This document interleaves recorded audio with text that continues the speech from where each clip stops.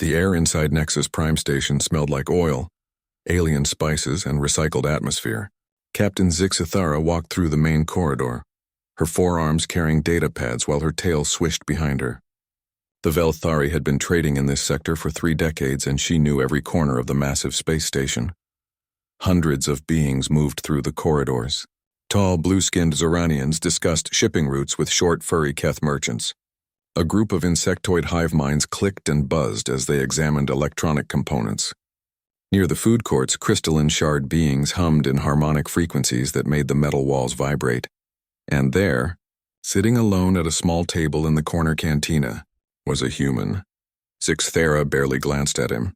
Humans were still new to galactic society, only 50 years since first contact, and most aliens still considered them primitive. They had no natural armor, no enhanced strength, no telepathic abilities. Just pink or brown skin, strange hair, and an odd habit of showing their teeth when happy. This particular human looked especially unremarkable. Average height for his species, maybe 1 3/4 meters tall. Brown hair with gray streaks. Weathered skin that suggested he had spent time on planets with harsh suns. He wore simple clothes, dark pants, a worn jacket, and boots that had seen better days. The human sat quietly, eating something that looked like grilled meat and vegetables. He had ordered a simple drink, water, not even alcohol. Other patrons ignored him completely. A group of Maktar pirates at a nearby table were laughing loudly about their latest raid, their sharp teeth gleaming. They did not even notice the human existed. Zixithara approached the bar where Grendok, a massive Thurian, was mixing drinks with his 6 arms. "The usual crowd tonight," she said in Galactic Standard. "Aye," Grendok rumbled, his voice like stones grinding together. "Though we got more humans passing through lately. This one's been here 3 days. Quiet type. Pays his bills, causes no trouble. What's his name? Marcus something. Didn't catch the family designation. Humans have strange naming customs." Zixithara nodded and ordered her drink. As she waited, alarms suddenly blared throughout the station. Emergency lights flashed red, and the station's communication system crackled to life. "Attention all vessels. Merchant ship Prosperity's Dream is under attack in Sector 7. Repeat, merchant vessel under attack. Any ships able to assist, please respond." The cantina fell quiet for a moment. Then conversations resumed as if nothing had happened. Pirate attacks were common in the outer territories. Most traders had learned not to get involved unless they wanted to become targets themselves. The Maktar pirates at their table laughed harder. "Probably the Bloodfang clan," one of them said, his voice full of admiration. "They hit 3 ships this week." Zixithara noticed the human, Marcus, had stopped eating. He was listening to the conversations around him, his face showing no expression. Humans were difficult to read sometimes. Their emotions did not show in obvious ways like most species. "Poor bastards on that ship," another pirate said. "Bloodfang clan doesn't take prisoners. They take cargo and leave wreckage." Marcus pushed his plate away, though it was still half full. He placed several credit chips on the table, more than enough to cover his meal and a generous tip. Then he stood up and walked toward the exit. "Hey, human," one of the Maktar pirates called out. "Running away already? Scared of a little pirate action?" Marcus stopped and turned around. His eyes were gray, Zixithara noticed. Most humans had brown or blue eyes, but his were the color of storm clouds. "Just finished eating," he said calmly. His voice was quiet, with a slight accent that suggested he came from one of Earth's northern continents. "Sure you are," the pirate sneered. "Typical human. No backbone." Marcus looked at the pirate for a long moment. Then he smiled. Not the happy tooth showing that humans usually did, but something else. Something that made Zixithara's skin crawl. "Have a good evening," Marcus said politely and left the cantina. The pirates went back to their drinking and bragging, but Zixithara found herself thinking about that smile. In 3 decades of dealing with different species, she had learned to recognize dangerous predators.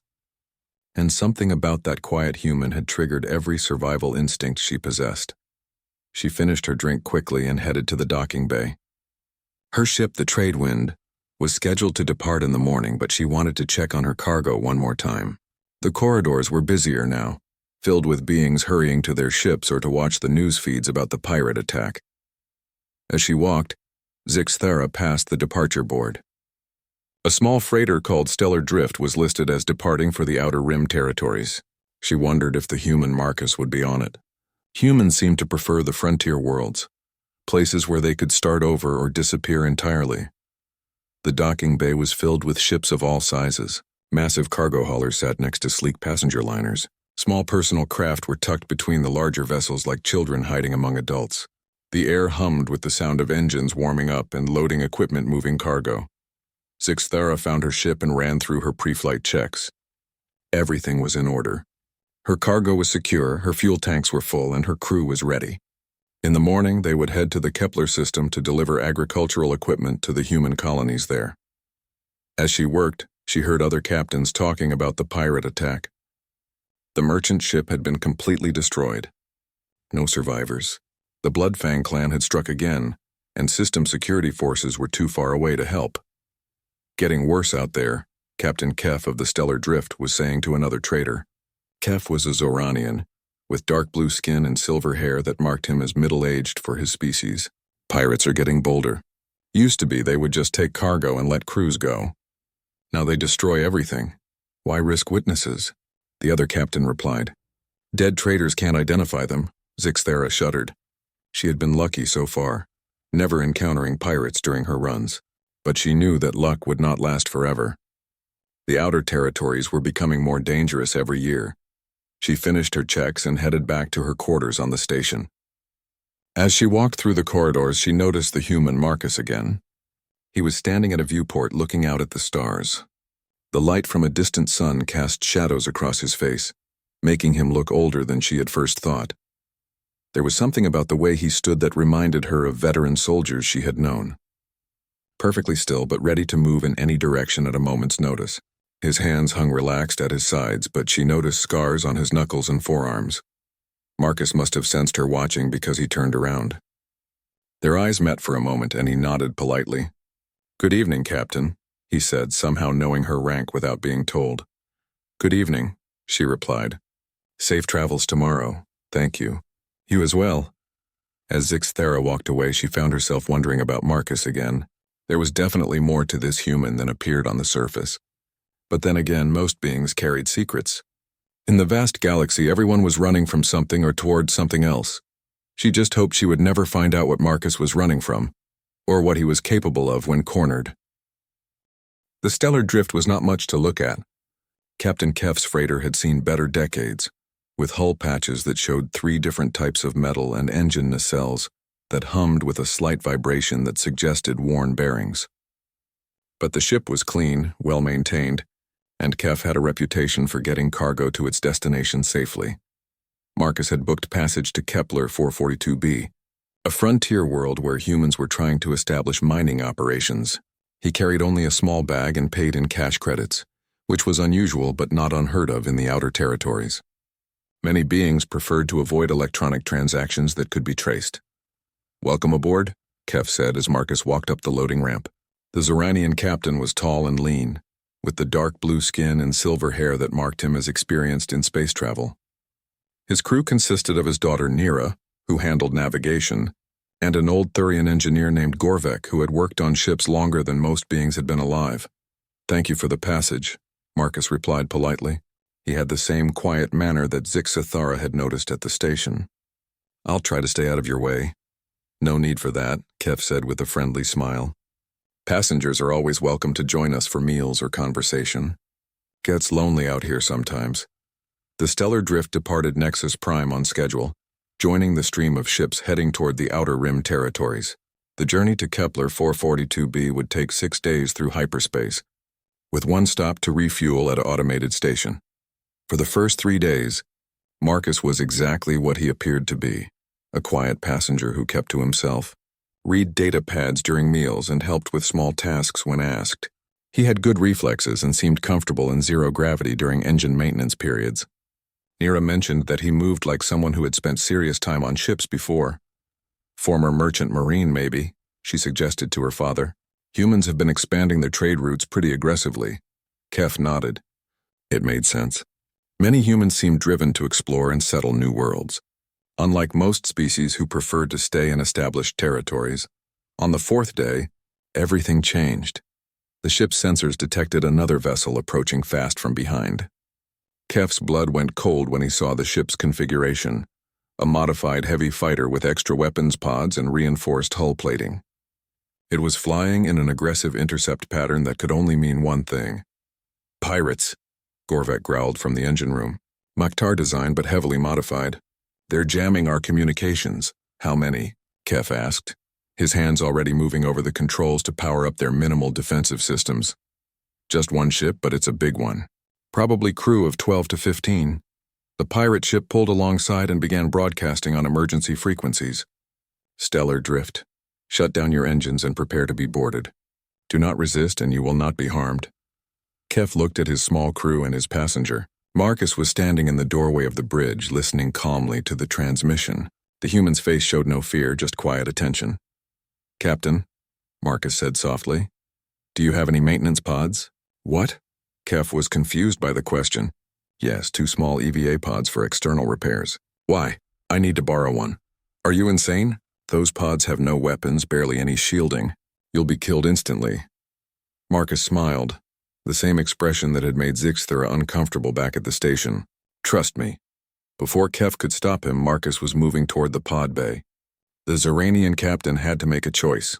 Try to fight with his ship's single defensive laser, surrender and hope the pirates kept their word, or trust this mysterious human passenger. Something in Marcus's calm confidence decided it for him. Gorvek, get that port pod ready for launch. Nira, keep monitoring their ship. The maintenance pod launched just as the pirate vessel was positioning for a boarding action. It was a tiny craft, designed for short-range repairs and barely large enough for one person. The pirates probably saw it on their sensors but dismissed it as an escape pod or debris. They made a fatal mistake. Marcus maneuvered the pod with precision that suggested extensive training in zero-gravity operations. Instead of running away, he flew directly toward the pirate ship's engine section.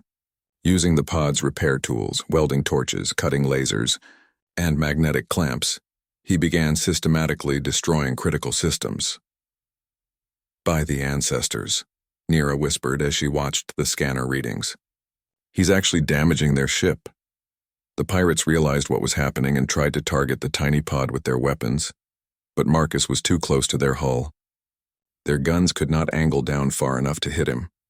He worked with mechanical efficiency, cutting power lines, sealing exhaust ports, and using the pod's welding torch to melt sensor arrays. Within 10 minutes, the pirate ship was drifting powerless, but the pirates were not finished. They launched their boarding shuttle, intent on taking the stellar drift even if their main ship was disabled. 12 heavily armed Maktar warriors in combat armor forced their way through the docking airlock. They found Marcus waiting for them.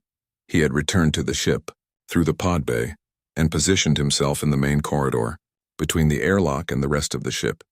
In his hands were tools from the ship's repair kit, a plasma cutter, some cable, and a small gravity generator used for equipment maintenance.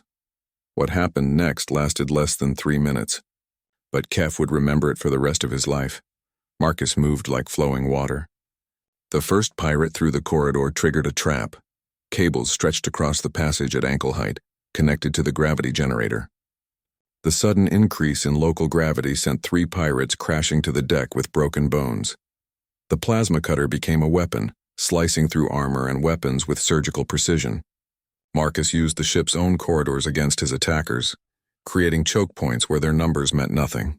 He redirected environmental controls to flood sections with industrial coolant, used magnetic clamps to tear weapons from hands, and turned repair drones into flying obstacles. The few pirates who made it past his traps found themselves facing a human who fought like he had been designed for this purpose. Every movement was efficient. Every action had a purpose. There was no wasted motion, no hesitation, no mercy for those who had chosen to threaten innocent beings. When the brief battle was over, 10 pirates were unconscious or incapacitated. 2 had managed to retreat to their shuttle and were frantically trying to escape. As their shuttle pulled away from the stellar drift, Kef heard one of the retreating pirates shouting into his communicator. The words made the Xeranian captain's blood freeze in his veins. It's him. It's really him. The Reaper is alive. The Reaper is real. Marcus calmly set down his improvised weapons and helped Kef secure the unconscious pirates. His breathing was steady. His hands were not shaking, and he acted like he had just finished routine maintenance work instead of single-handedly defeating a boarding party. Who are you? Kef asked quietly. Marcus looked at him with those storm-gray eyes. Just a passenger, Captain. Someone who wanted to get to Kepler 442b without any trouble. But as the stellar drift resumed course for its destination, Kef could not stop thinking about what the pirate had screamed. The Reaper. That name meant something in the galactic underworld. Something that made hardened criminals afraid. And now that name was connected to the quiet human who sat across from him at dinner, politely asking if anyone wanted the last piece of bread. The message spread through the criminal networks like wildfire. In a dark cantina on Rigel Station, a Thurian smuggler named Baxter was drinking with his crew when his communicator buzzed. The message was short and crypted, and sent through channels that most law-abiding citizens did not even know existed. The Reaper lives. Confirmed sighting. Stellar drift incident. 12 Bloodfang operatives down. 2 survivors confirm identity. Baxter's drink slipped from his massive hands and shattered on the floor. Around the cantina, other beings were getting similar messages. Conversations stopped. The air grew thick with tension. That's impossible, whispered Krax, a Velthari information broker who sold secrets to the highest bidder. The Reaper is a myth. A story pirates tell to scare new recruits. But the security footage was already making its way through the underground networks. Grainy images from the stellar drift's internal cameras showed a human male, average build, using maintenance tools and ship systems to systematically destroy a trained boarding party. The footage was analyzed by criminal organizations across 3 sectors. Enhanced, slowed down, studied frame by frame. Every movement was dissected by beings who understood violence as a profession, and they all reached the same terrifying conclusion. This was not luck. This was not desperation. This was a level of skill that suggested training far beyond anything most species possessed. The human moved like a weapon designed specifically for ship-to-ship combat in confined spaces. On Nexus Prime, Captain Zixithera was preparing for another cargo run when Grendok approached her with a worried expression. You remember that human? Marcus? The quiet one who was here last week? Yes, Zixithera replied, though she had been trying not to think about those storm-gray eyes. What about him? Grendok handed her a datapad showing the security footage from the stellar drift. That's him. That's the same human. Zixithera watched the recording 3 times before she could speak. This has to be fake. Humans are not capable of this. That's what everyone thought, Grendok said grimly. But the footage checks out. No signs of tampering. And now the criminal networks are going crazy with stories about something called the Reaper. The stories were spreading faster than the official news reports. In the legitimate media, the stellar drift incident was reported as a successful defense against pirates, with minimal details about how it was accomplished. But in the underground, the truth was growing larger with each telling. They said the Reaper could kill 12 armed beings with nothing but ship repair tools. They said he could move through zero gravity like he was born in space. They said he had once held an entire space station hostage using only the environmental controls. Some stories were obviously false. Claims that he could survive in vacuum without a suit, or that he could pilot a ship by thought alone. But enough details matched between different sources that a pattern emerged. The Reaper was human. He was skilled in close-quarters combat and improvised warfare. He had been active during the early years of human expansion into galactic society, and he had disappeared about 20 years ago, leading most beings to assume he was dead. Commander Silvax of the Hegemony Intelligence Service was not most beings. The tall, pale Hegemony officer sat in his office on the capital world, reviewing every piece of information his agents could gather about this mysterious human. The Hegemony had detailed files on human military capabilities, or at least they thought they did. According to their intelligence, humans were a young species with limited space combat experience. Their technology was adequate but not exceptional. Their military forces were small and focused mainly on planetary defense. They posed no significant threat to established galactic powers, but the footage from the stellar drift suggested otherwise. Agent Corvith, Silvax called to his aid, an efficient Zoranian female who managed his information networks. Yes, Commander? I want everything we have on human military operations during their first contact period. Everything. Classified files, intercepted communications, combat reports from our allies who fought them. Go back 25 years. Sir, that's a massive amount of data. What specifically are we looking for? Silvax turned his screen to show her the security footage. We're looking for the truth about what humans are really capable of. Meanwhile, on the stellar drift, life had returned to normal. Almost. Captain Kef found himself watching Marcus during meals, noting details he had missed before. The way the human's eyes constantly scanned the room, cataloging exits and potential threats, how he always sat with his back to a wall and a clear view of the door, the small scars on his hands that suggested extensive training with weapons. Marcus seemed unaware of the attention. He helped with ship maintenance, shared stories about human colonies he had visited, and played card games with Nira in the evenings. But sometimes Kef caught him staring out the viewports with an expression that suggested he was seeing things far beyond the stars. "Dad," Nira said quietly one evening after Marcus had gone to his quarters, "I've been thinking about what those pirates said. The Reaper. I've heard that name before. Where? Remember when I was working the transport routes near the Centauri system? There was this old Keth trader who used to tell stories. War stories from when humans first started expanding into our territory." Kef nodded. The Keth were natural storytellers, and their memories were legendary. If a Keth remembered something, it was probably true. He told me about human soldiers who could operate alone behind enemy lines, specialists who could infiltrate anywhere, sabotage anything, and disappear without a trace. He called them Deathbringers in the old language. Ghost stories, Kef said, but his voice lacked conviction. Maybe. But he specifically mentioned one human who could take apart an entire military installation using nothing but tools and materials found on site. Said the human's enemies started calling him the Reaper because he harvested lives like grain. They sat in silence for a while, listening to the gentle hum of the ship's engines. Finally, Kef spoke. "If that's true, if Marcus really is this Reaper person, why is he traveling alone on a freight hauler? Why isn't he with the human military?" Nira had been wondering the same thing. Maybe the war is over for him. Maybe he's trying to find peace. But as she said it, she remembered the expression in Marcus's eyes when he had prepared to fight the pirates. There had been no hesitation, no fear, no doubt. Just cold, professional calculation. She had the uncomfortable feeling that for someone like Marcus, the war might never really be over. In the cargo hold, Marcus sat alone in the darkness, maintaining his equipment with practiced motions. He had known this day would come eventually.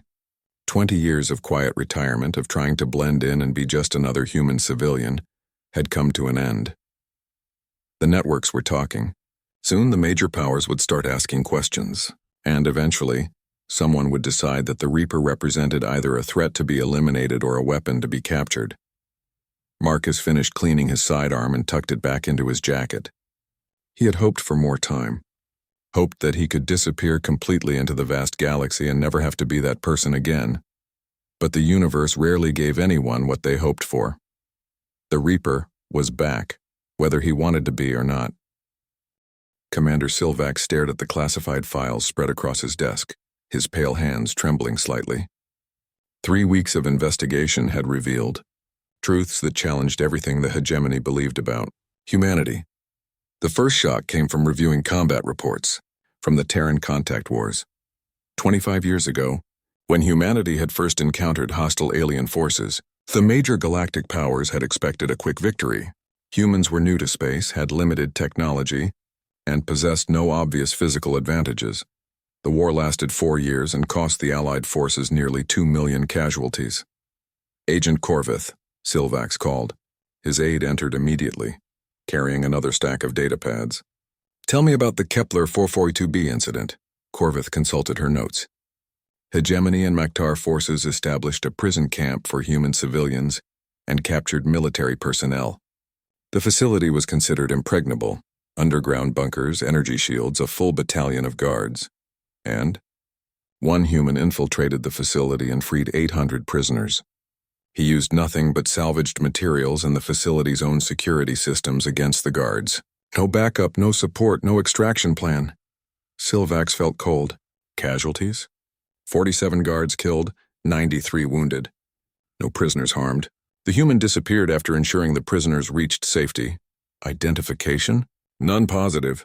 But survivors described a human male, average build, who moved through the facility like he had built it himself. They started calling him Mokthara, the death harvest in Old Maktar, the Reaper. Different language, same meaning. The files contained dozens of similar incidents.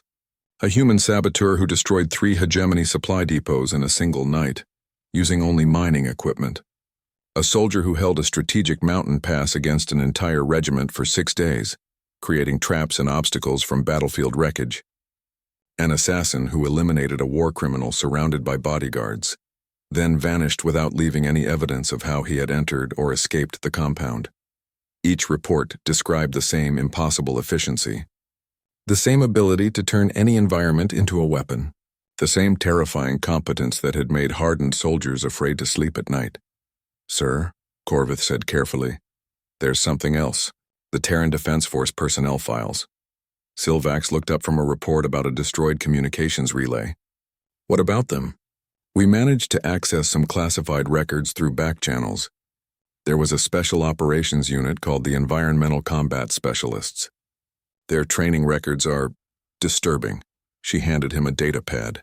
Silvax read in growing horror about human soldiers who were trained to survive and fight in any environment, using only materials at hand. They learned to see every space station, every ship, every building as a collection of potential weapons and traps. "They trained them to think like predators," he whispered. "Yes, sir. But here's what's really interesting. The unit was disbanded at the end of the war. Most members were transferred to regular forces or civilian life.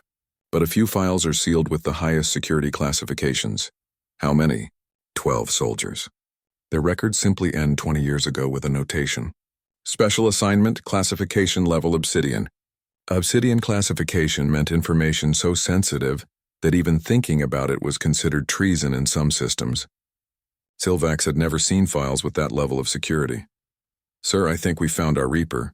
The datapad showed a partial personnel file. Lieutenant Colonel Marcus Chen, age 28 at time of file closure. Specializations: environmental combat, infiltration, sabotage, unconventional warfare. Service record classified. Current assignment classified. Current location classified. The attached photo showed a young human male with storm gray eyes and an expression that suggested he was evaluating whoever looked at the image as a potential threat by the ancestors, Silvax breathed. The humans created them. They actually built soldiers designed specifically for this kind of warfare. It gets worse, sir. According to these records, Chen wasn't even the best in his unit. He was ranked 7th out of 12. The implications hit Silvax like a physical blow. If Marcus Chen was the 7th best human special operations soldier, and he could single-handedly destroy a pirate boarding party or infiltrate an impregnable fortress, what could the others do? And where were they now? "Agent Corvith, I want full surveillance on all human colonies and trade routes. I want to know where every human ship goes, what every human trader carries, and what every human diplomat discusses. As of right now, humanity is our highest intelligence priority. Sir, that will require significant resources. The High Council will want justification." Silvax gestured at the files covering his desk. "Show them this. Show them that we've been thinking of humans as harmless primitives while they've been developing soldiers who can destroy our facilities with mining tools." As Corvith left to implement the new surveillance protocols, Silvax continued reading. Each file revealed another layer of human capability that the galaxy had overlooked. Humans did not have natural armor, but they could manufacture it from ship components. They did not have enhanced strength, but they understood leverage and mechanical advantage better than species who had never needed to compensate for physical limitations. They did not have telepathic abilities, but they had developed communication and coordination techniques that allowed small units to operate with devastating effectiveness. Most disturbing of all, humans seemed to view warfare not as a clash between armies, but as a problem to be solved. They approached combat with the same methodical thinking they used for engineering projects or scientific research. The Reaper was not an anomaly. He was an example. On the frontier world of Kepler 442b, Marcus stood on a rocky hillside overlooking the human mining colony. The settlement was small but growing, with prefabricated buildings clustered around the main extraction facility. Supply ships arrived weekly, bringing equipment and taking away rare minerals that would help build humanity's expanding presence in the galaxy. It was peaceful, quiet, the kind of place where a retired soldier might disappear and never be found. But Marcus could see the surveillance drones circling at the edge of sensor range. He recognized the flight patterns and energy signatures. Hegemony intelligence, probably conducting what they thought was covert observation. They had found him faster than he expected. Marcus walked back toward the small cabin he had been renting. His few possessions were already packed. By tomorrow, the surveillance teams would move closer, trying to establish visual confirmation. Within a week, they would attempt contact. He had maybe 3 days before he needed to leave. As he packed his equipment, Marcus thought about the other members of his old unit. Sarah was running a medical clinic on a colony world, having retired her weapons in favor of healing. David had become a teacher, passing on knowledge instead of taking lives.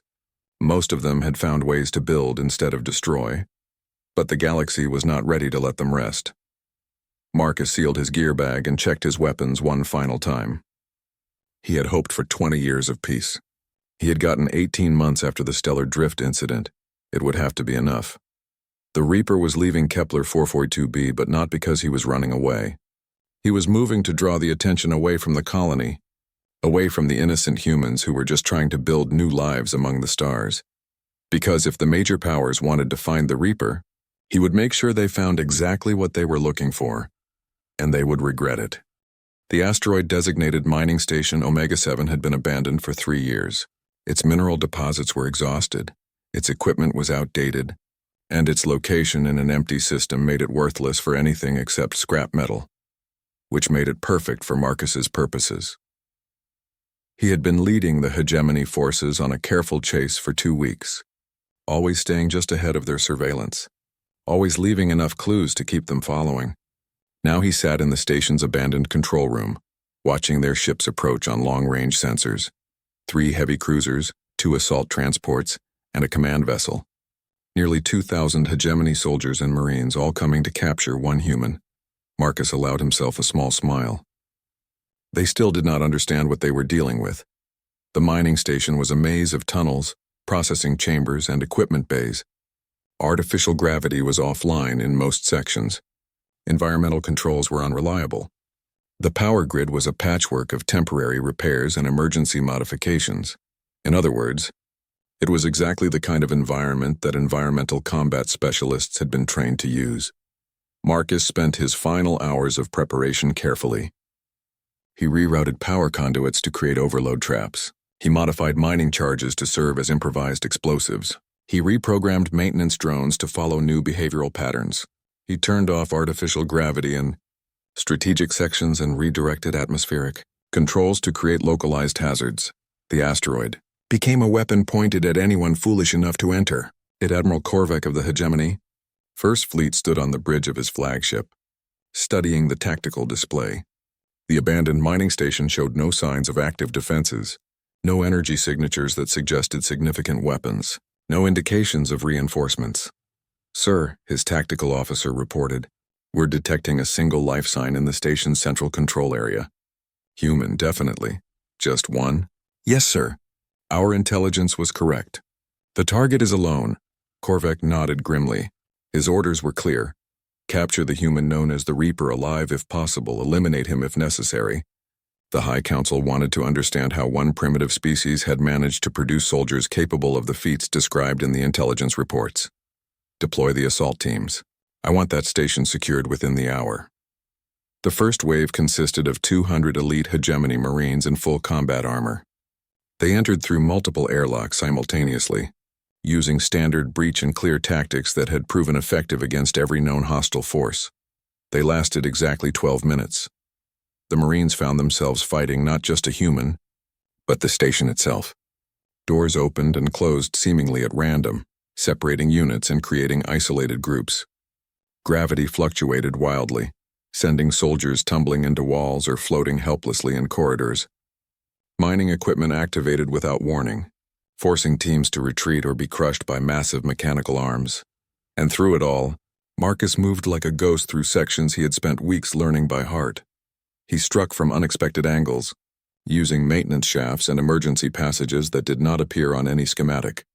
A mining laser became a sniper weapon, cutting through armor from impossible distances. Industrial coolant flooded compartments, forcing Marines to retreat or face hypothermia. Atmospheric processors created localized clouds of toxic gas that bypassed standard protective equipment. The second wave of Marines found their predecessors unconscious, wounded or trapped in sealed compartments. They advanced more cautiously, using heavy weapons to blast through obstacles and scanning equipment to track their target. Marcus was waiting. The central control room had been transformed into a maze of pipes, cables, and improvised barriers. Emergency lighting cast strange shadows that made it impossible to distinguish between real threats and harmless equipment. The Marines advanced in formation, weapons ready following standard urban combat procedures. Marcus hit them from above, dropping from a ventilation shaft like a falling star. He had stripped down to basic clothing and carried only tools scavenged from the station: a plasma cutter, magnetic clamps, and lengths of industrial cable. What followed was not a battle. It was a demonstration. Marcus moved with inhuman efficiency, using the confined space and low visibility to his advantage. Marines found their weapons torn away by magnetic fields or destroyed by precisely applied plasma cuts. The industrial cable became a web that tangled legs and arms, sending armored soldiers crashing into each other.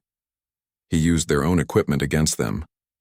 Emergency foam dispensers were triggered to blind and immobilize. Maintenance robots were reprogrammed to create obstacles and distractions. The station's communication system was turned into a weapon, broadcasting false orders and contradictory information that caused confusion and friendly fire incidents. Within 20 minutes, the entire assault force was neutralized. Admiral Korvac watched the tactical display with growing horror as green dots representing his Marines changed to red, indicating casualties, or simply disappeared from sensors entirely. Radio communications dissolved into chaos, with reports of impossible ambushes and equipment failures. "Sir," his communications officer said with barely controlled panic, "we're receiving a transmission from the station. Text only." The message appeared on the main screen. "Admiral Korvac, my name is Lieutenant Colonel Marcus Chen, formerly of the Terran Defense Force Environmental Combat Specialists. I believe you wanted to meet me." Korvac stared at the message. "Can we trace the source?" "No, sir. It's coming from multiple transmitters throughout the station. He's using their entire communication array." Another message appeared. "I assume you have questions about human military capabilities. I'm prepared to provide answers, but first we need to establish some ground rules." "Ground rules?" Korvac said aloud. "He's talking about ground rules?" "Admiral," his tactical officer whispered, 400 of our best Marines are down there. How is one human doing this?" Before Korvac could answer, a third message appeared. "Your soldiers are alive but incapacitated. Medical teams will find them in the main cargo bay, where life support is stable. I suggest you retrieve them quickly." Korvac felt cold sweat on his forehead. The human was not just defeating his forces, he was showing mercy, demonstrating that he could have killed everyone but chose not to. The final message was longer. "Admiral, your government sent you here because they believe humans represent a threat that needs to be contained or eliminated. They are correct about the threat but wrong about the solution. What you have seen today is what happens when you corner one retired human soldier in an environment he has had time to prepare. Now imagine what would happen if Earth decided that the hegemony represented a threat to human colonies." The implications hit Korvac like a physical blow. If this was what one human could do alone, with improvised weapons and scavenged materials, what could an entire army of such soldiers accomplish? "There are 12 of us, Admiral. 12 humans with my level of training, scattered throughout the galaxy. Most of us want nothing more than to live quietly and forget the war. But if you insist on hunting us, if you threaten human civilians to get to us, you will discover that retirement is not the same as disarmament." A new tactical reading appeared on Korvac's display. The station's main reactor was building toward overload. Not an explosion, a controlled release that would disable the facility but leave the surrounding space safe for evacuation. You have 15 minutes to retrieve your personnel and withdraw to minimum safe distance. After that, I suggest you return to your superiors with a message. Humanity does not want war with the hegemony or any other power. We want trade, cooperation, and peaceful coexistence. But if you insist on testing our resolve, you will find that we are much better at warfare than anyone realized. The transmission ended. Korvac stood frozen for a moment, then began barking orders. "All ships, emergency evacuation protocols. Get our people off that station now." As the hegemony fleet retreated, Marcus sat alone in the station's control room, watching them go. He had made his point, but at a cost. His cover was blown. His retirement was over. The 12 members of the old unit would need to be warned that their secret was out. But maybe, just maybe, the demonstration would convince the major powers that humanity was better as an ally than an enemy. Marcus activated the final sequence and headed for his hidden escape pod. Behind him, mining station Omega-7 powered down forever, its corridors falling silent. In the void of space, Admiral Korvek transmitted his report to Hegemony High Command. The message was brief. Human military capabilities exceed all previous estimates. Recommend immediate diplomatic contact to establish formal alliance. Do not attempt further military action against human targets. The age of underestimating humanity was over. The Reaper had retired again, but the legend would live forever.